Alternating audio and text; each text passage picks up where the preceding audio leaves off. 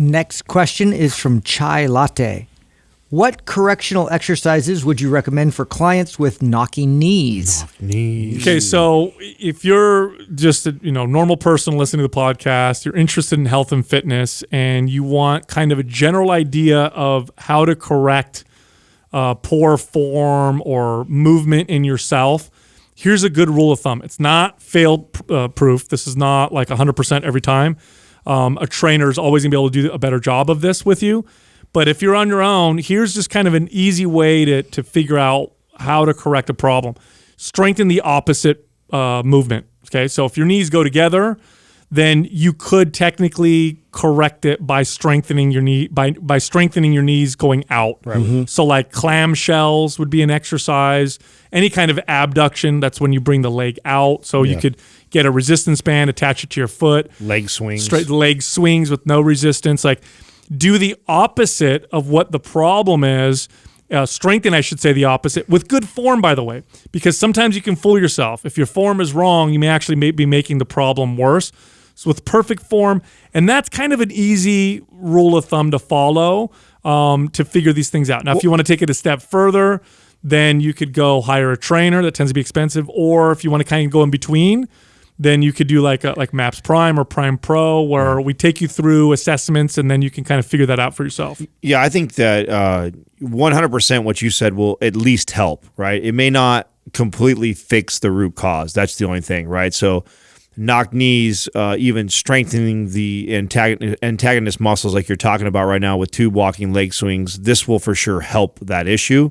But if the root cause is related to the foot, which is what I would say that it is 80% of the time, you've got to work on that. So a lot of times, this was when Dr. Brink blew my mind, because just as a trainer, when I saw knee stuff, I almost always went to the hip. I don't know why. Just wasn't taught well. All of us did. Nobody talked about the feet. Yeah, that was like in every certification they had you do that. Yeah. So when I met with him, and he just picked me to pieces, and the first thing we started with was my feet, and it just made so much sense to me too. Like when you think about what we do with our children and putting them in shoes right away, we train our kids to have weak ass feet. It's very, I'm serious. That's a t-shirt. Right. We WAF. Weak ass feet. No weak ass feet here. I'm going to get Max one that says that. That's actually a cool idea. That's good. I'm going to give him a shirt. Picture of the bottom of his foot. He's got like a six pack. No WAF. No WAF here, right? Yeah. It's true though. It really is. And it's actually, I've talked on the show, this is a major focus for me with him, is because we throw them in shoes very early, and then we stay in shoes our whole life. Like, we never really develop our feet ever, unless you're some kid that grew up on the farm and didn't have shoes and ran around the dirt and stuff like that. You probably have pretty developed feet. Everybody else, not so much. And so when you have an area like that's responsible for connecting you to this earth, and they're weak, they fold in, they roll out, one tilts more than the other, and that's what we get here. Is you get a foot that collapses inward, pronates in, and that ends up knocking the knees and internally rotating the femur. And it ends up causing knee pain, hip pain, even low back pain, all because of this if we don't address it. And part of the fixing is definitely what Sal said. And then the other part is most likely related to foot stuff, and then you need to address it. And all this is in MAPS Prime Pro. Yeah, now you put both those techniques together, and you started addressing your workouts. You're going for your barbell squats and things where you'll see this kind of come out once you start loading that.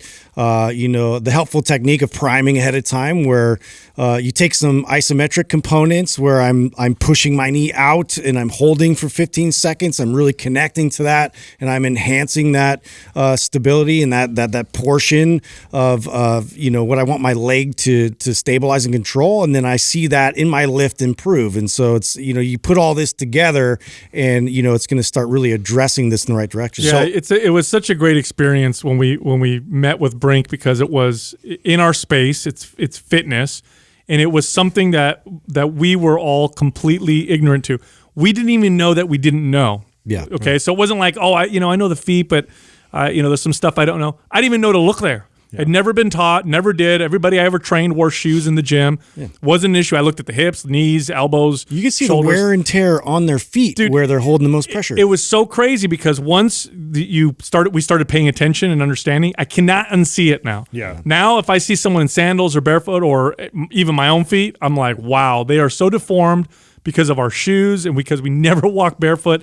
So it's one of those. It's so many things happen from the feet. Unfortunately, in the free webinar that I did, the Prime Pro one, I didn't address feet and wrist just because in our Prime Pro program we address every major joint, and it would have been way longer than an hour. Camera for me to- zoom on your foot. While Yeah, you're doing exercise. yeah. And I don't have. you got the prettiest one of all. I don't know. I so- don't know. I have a special toe, so I don't know if I have the prettiest feet. I think Doug has the prettiest feet out of all of us. okay. So yeah, not. I mean, you have the why- ugliest with your hammer toes. Oh yeah, that's Have you for been sure. looking at everybody's feet? Yeah, I see everybody's feet. Come on, I'm the guy who paints his toenails. Of course, I see everybody's feet. You know what I'm saying? So, Wow. but my point was that this is all in Prime Pro. So when you talk about corrective exercises, two of these questions are related to this. Corrective exercises, setting your workout up, priming, assessing, like that's what those programs are all about. Like it's everybody ideally should own those or have those in their library and utilizing them as either a tool that they intermittently go back to and refer to whenever they have issues,